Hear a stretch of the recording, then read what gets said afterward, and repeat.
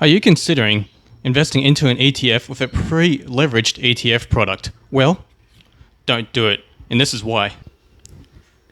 Let's imagine that you invested $1,000 into a 2-to-1 ETF, giving you $3,000 of market exposure.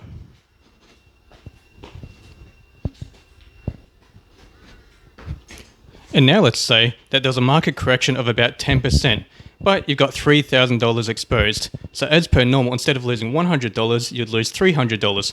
And this part's normal and expected. But where it gets interesting is that every day, the pre-leveraged market index ETF is rebalanced every day. So you've taken a $300 hit.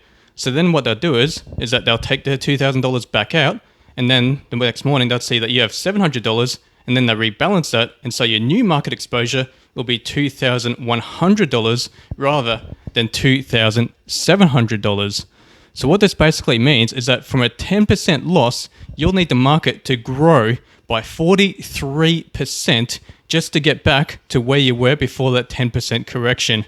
However, if you're just in a normal plain old-fashioned market index ETF, you'd only need an 11% growth in order to recoup a 10% loss. But don't take my word for it.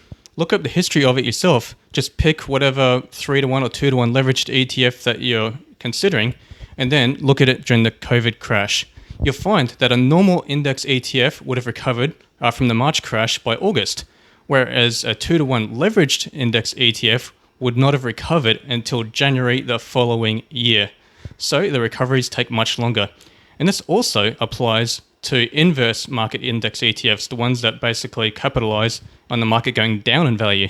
And if they're leveraged, the same principle applies. And so I'm clear, the index ETF still is, in my opinion, the best investment that basically most of us can make.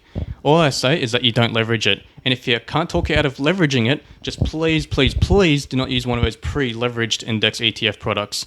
Margin loans are more preferable to that, and even borrowing money is more preferable to that. But still, I don't like any of the three options. I think you are just better off just getting the slow growth and then just enjoying the slow, steady, comfortable rise to the top. Thanks for your time, and I hope you learned something useful out of this. Thanks. Bye.